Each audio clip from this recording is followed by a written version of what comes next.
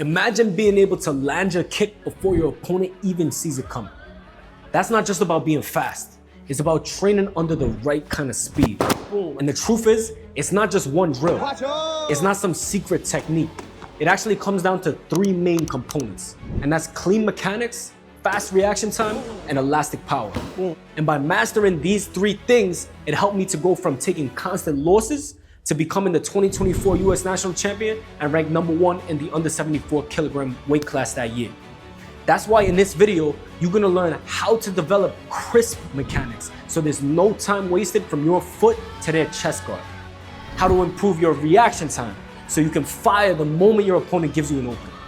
And how to build elastic power so your muscles and tendons work together like a spring, making your kicks fast, sharp, and explosive under pressure. Let's get to work. All right, so jumping into our mechanics. When you think about clean mechanics, you gotta think about two different factors, and that's the actual kick itself and also everything that's happening before and after. So we're gonna break down the telegraph. And to explain what a telegraph is, I'm gonna show you like this, right? If every time before I go to kick, if I'm going for a front leg cut kick, I take a step like this to load up and then I throw it. That's going to be a telegraph, and that's what we want to take out of our entire sparring game. And the reason is, if I'm taking that step every time before I throw the kick, that's like telling my opponent, hey, I'm about to kick, get out the way. Or hey, I'm about to kick, get your counter ready. So I'm gonna show you an example, right? With the telegraph, if I'm going like this before I kick and then I throw it like this, right? Maybe he has his cancel ready. If I go like this before I kick and he reads it well, maybe he has a cut ready as soon as I step. If I go like this, boom, maybe he has a cut. If I'm going for a back leg, every time before I do the back leg, I turn my foot so I could pivot easier. As I'm going to throw it, boom, he throws it at me, right? So what do I want to work on? I want to work on whatever kick I'm throwing, it looks exactly the same before I'm about to kick it. So for example, right? If I'm going to throw my cut kick, right? I'm in this stance and right before I kick it, I'm not taking any movement. I'm not moving my shoulder. I'm not doing anything, right? This is just a basic kick. From here, it should just be clean motion. 1, 2, I'm cutting him. Same thing with the roundhouse kick, right? If I'm bouncing or if I'm just in my stance, right? I shouldn't be looking to go 1, 2, 3. I'm looking to be from here and then I see the opening, boom, I throw it and I'm there, okay? So how do I work on that?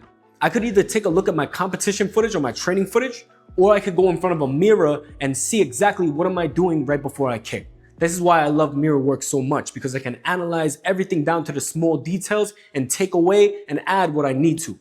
So for example, right, if I see myself dropping my shoulder a little bit right before I kick, in the mirror, I want to be working on not dropping that shoulder, not taking that extra step, and just being from point A to point B, my foot is there. Same thing with the roundhouse kick, right? Before I kick, if I'm pivoting open like I talked about earlier, or I'm taking a step back to widen my stance, right? I want to be able to make everything be able to come out of my fighting stance. So if I like to fight like this, if I like to fight like this, everything should be able to come out from that same stance. Now there's always some breaks in the rules, right? Sometimes I'm going to be in this stance. Sometimes I'm going to be in this stance. Sometimes I'm going to be in this stance. But if I can work on every stance and most of the majority of the kicks that I'm doing throughout the fight and clean them up so there's no clues that I'm about to kick, that's going to make it already 100 times easier to be able to get your foot on the chest guard and score that point. So now we're going to get into actual kicking mechanics. And I'm going to start off with the roundhouse kick. So when you think about kicking, right? A lot of people, when they start off, is thinking about this kicking leg. So I'm thinking, I want to kick fast. I want to kick hard with power with this kicking leg. And a lot of it comes from the quad. So all I'm thinking about is getting this leg to the point as fast as possible. So it looks like this, right? But what I want you guys to focus on is not this leg. You need to be focusing on your supporting leg. If you think about a sprinter, right? Right before they're about to take off, they're in this athletic position. And then this is the leg that's pushing down into the floor to create force. And then this leg is coming up. It's not, oh, I just want to run and I'm just bringing this leg up like this. I'm pushing off the floor with this leg so I can come into that second step. Same thing when you go to kick, right? You got to be able to stay elastic. And what I mean by that is you think about a whip or a rubber band. It's not just 1 to 2. It's a little bit bouncy. It's a little bit flexible, right? Same thing. You want to be working on not just your muscles, but all of the tendons and the ligaments that are going to create that spring. So if you watch here, right, we talked about this in the power video, but we're gonna be focused on keeping our arch and our ankle nice and stiff. And then from there, right, I wanna be able to pop. So what do I mean by pop? I don't mean just stomp into the floor. I mean, I wanna get this kind of like explosive bounciness to myself, right? And then once I'm able to kind of create that force and pop, right, all of that energy, it has to go somewhere. So where is it going? It's going from my arch, ankle, into the calf, into the quad, into the hamstring, into the glutes. And then if I have a strong, tight core, right, all of that energy is transferred from this leg into the core, and I have all of this potential energy, almost like if I take a slingshot and I string it back, same thing. I have all of this potential energy stored, and all I gotta do is let it go. So the difference, if I'm going without that concept, all I'm doing is bringing my quad up and I'm going like this, right? But if I'm able to generate force and generate elasticity from this bottom leg, then it looks a lot different. So from here, right, I'm able to, boom, bring it fast. If you see it, it's almost like I'm exploding forward. Now, that's just the mechanics part of it. You have to also think about the line of your kick. So if your kick, right, if I wanna get from point A to point B, I wanna go from my work to my home. Am I going to go around, take all these extra different side streets and then go home? Or am I going to go straight from A to B?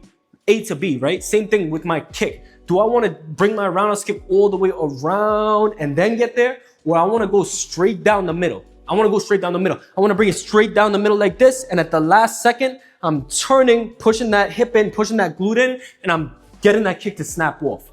So there's no extra movement going all the way around. It's going straight here. And then once I made it to the point, that's when I give it the little rotation and flick sideways. So I'm gonna show you one more time, right? I don't wanna be making a big circle like this. I don't wanna be going bam, like this. I wanna be going straight down the middle. And then as soon as I get right before the target, that's when I'm pivoting the hip in and turning it sideways. So it's going straight down like this.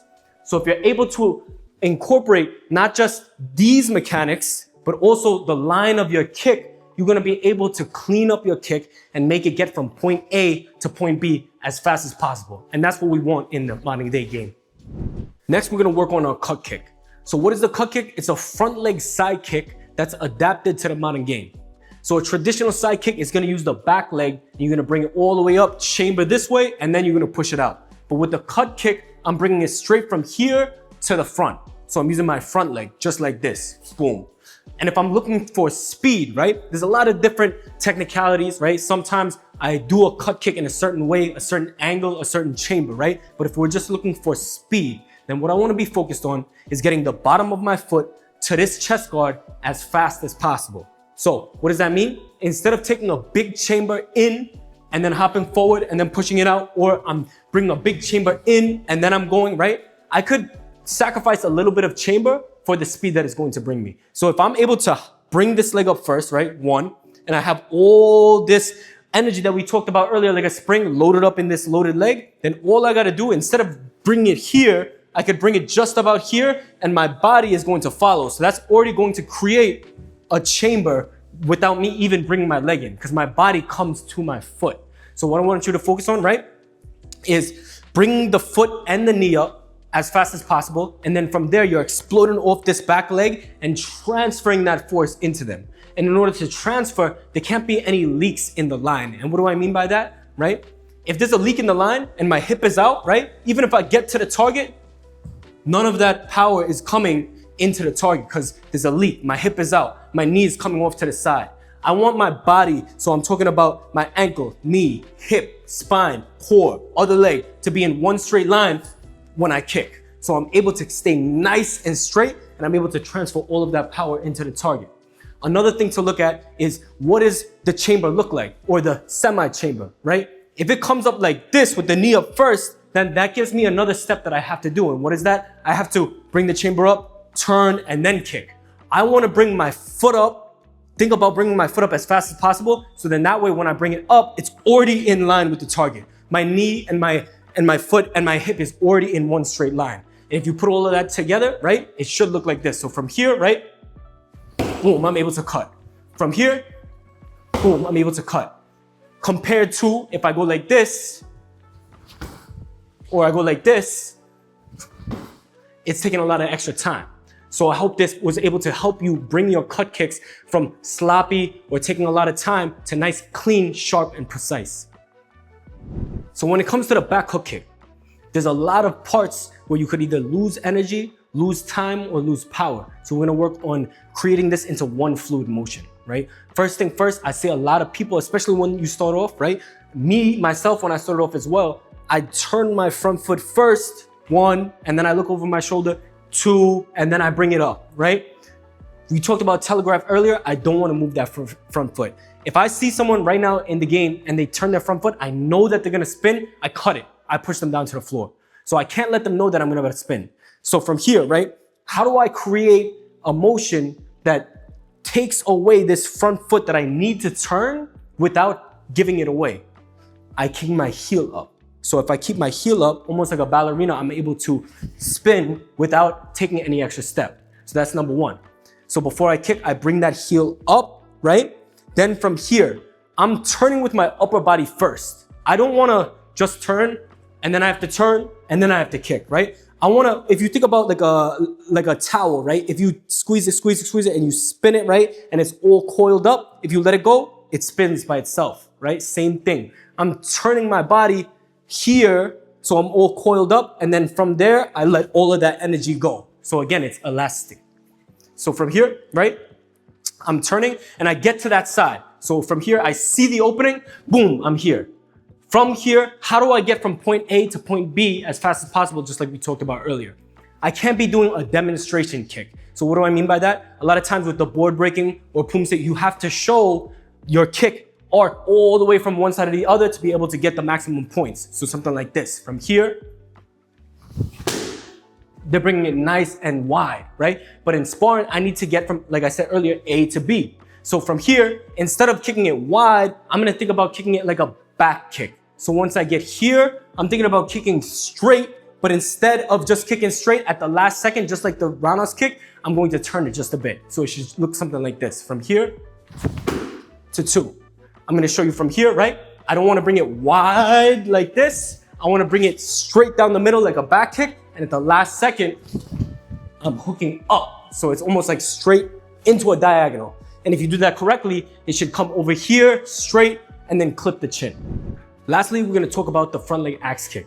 So when it comes to the front leg axe kick, you need to be thinking about 2 components. And that's going to be the chamber in leg that you're bringing up nice and tight. I always like a tight chamber for the axe kick because if they come in, you can catch them. If they move back, you can pump.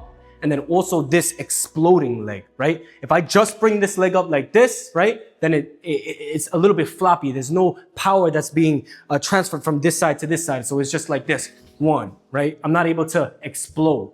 So from here, once you get that chamber up, so from here, right? I got the chamber up, 1.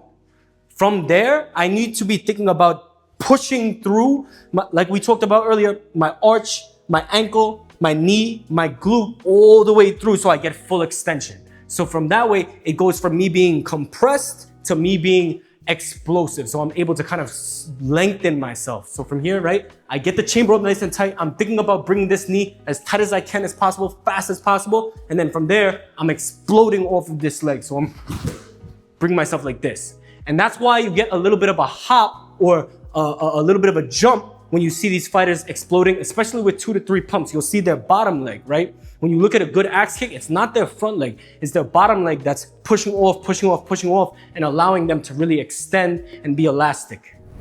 All right, so let me give you a different angle for the axe kick, right?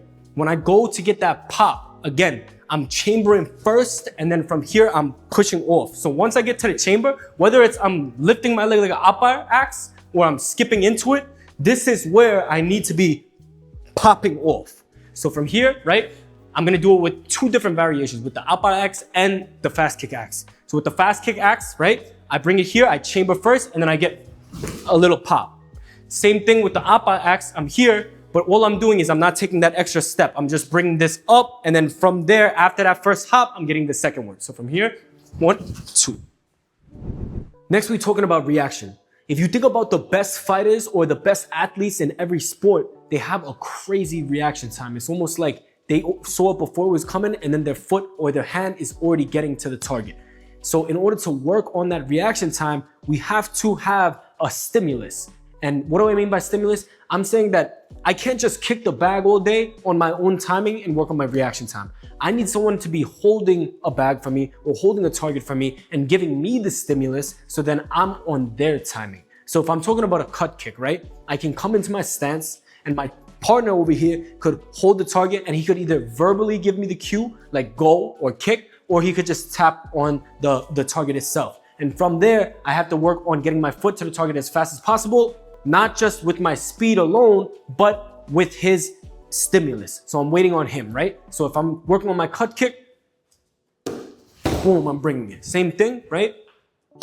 Boom, I'm bringing it, okay? And most important thing is not only me getting my foot as fast as possible to the target when he gives it to me, but I also want to recover well. We talked about recovery, right? So let's say he taps it, boom, I bring it, but then I drop my foot over here and then I walk back. That's not what I want. I want to be able to be in a fight-ready stance. I want to keep it as realistic as possible. So same thing, he gives me the stimulus, boom, I bring it, and I'm still ready. So if you were to go 1, 2, I'm still ready. So if I go like this, boom, boom, boom, I'm still ready in that fight-ready stance.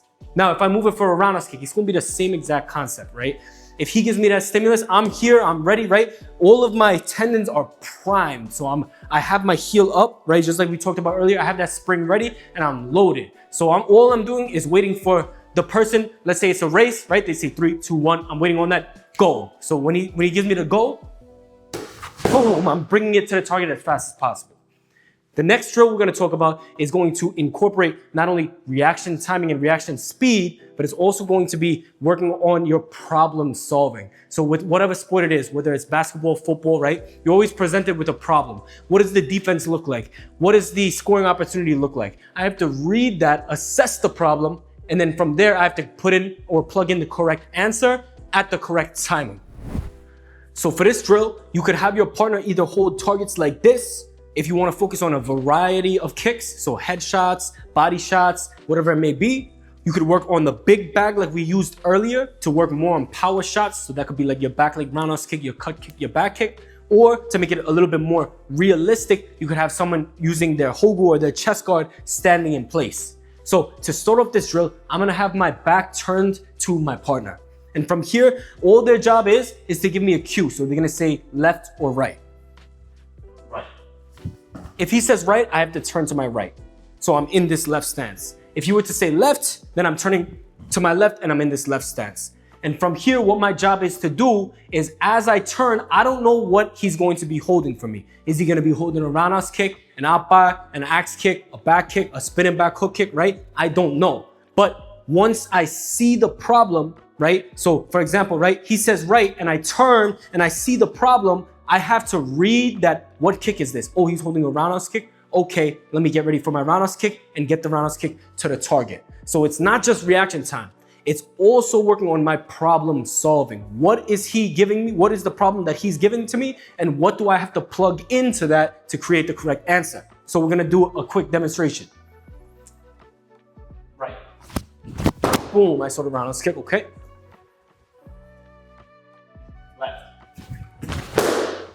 Skipping. Left.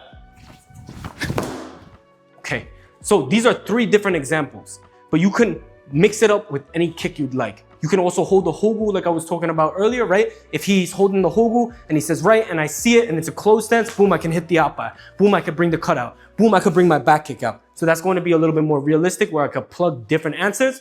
But if I'm just starting off with this drill, I want to keep it a little bit more simple. Finally, we're going to talk about elastic power. So when it comes to elasticity, we were talking about earlier, like a rubber band or a slingshot. That's where kicking bands like these come into play. So if you see, it's literally a rubber band. If I pull out, it pulls me back in.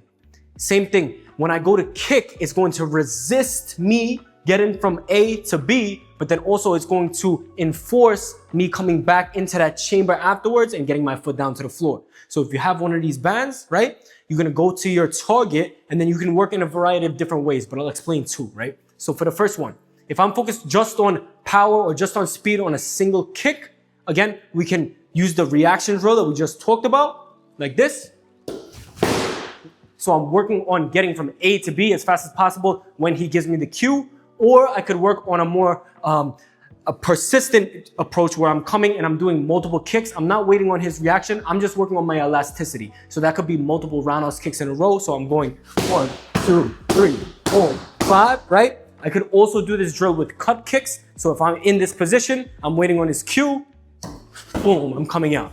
Again, boom, I'm coming out, right? But having one of these kicking bands really helps me because I'm not only able to improve my power and speed through the band, but it's also literally teaching my body how to be like a rubber band, how to be elastic, how to generate power that isn't just strength, but it's a snap, it's a whip, it's twitchy, it's explosive.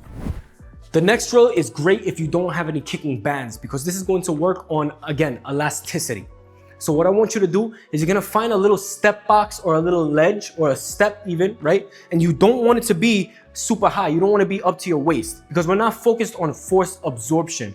What we're focused on today is when I drop off of this little ledge, I want to focus on keeping my heels up, so having stiffness in the tendons. And from there, as soon as I feel the floor touch my feet, I want to be able to explode. So from here again, right? I'm not focused on absorbing and then coming through. I want to be focused on touching the floor, keeping my heels up, and then I'm exploding as fast as possible. So for the roundhouse kick, right? I'm coming here, I'm dropping off nice and loose, right? I want to stay elastic, so I don't want to have power. I don't want to have strength in my body, right? I want to stay nice and loose. And from here, I come off the box, boom, and I'm coming with that roundhouse kick. And what that teaches my body is if I see the stimuli, right? I see the problem that's given to me, right? If I just so much as twitch, I'm able to get off to the point, right? Whereas instead of me bouncing, and I see the opportunity and I go 1, 2, and then I go, right? I want to be able to be from here right away. So again, I'm going to show you. If I'm on the box, I come off with one leg, I drop really nice and light, but then from there, I'm exploding fast. Boom. Just like we talked about a slingshot, you pull it back and then boom, explosion. Next one, I'm going to show you the cut. It's going to be the same exact concept. I'm coming off of this, right? And instead of throwing the roundhouse kick like this, I'm going to be going straight out. And now earlier, right, I was focused on keeping my heels up. Same thing for this one. I don't want to be dropping and then bringing my heels up and then going to kick. So I don't want to be taking extra steps. I want to place my foot on the floor exactly how I would be in a fighting stance, right? Exactly how I would be. And then from there, with my heels up, I'm exploding into the target. So again, stay nice and loose. Boom. Again, I come over here, stay nice and loose. And I'm exploding into the target. So now you know all about speed and how to kick fast. But in the modern game, if you want to get that W, it's not just about being fast. You have to know what the game is asking of you. You have to know how to read your opponents and the ins and outs of the modern day system. And if you want to learn more about that, you could check out my video right here, the 5 steps to master modern day Taekwondo.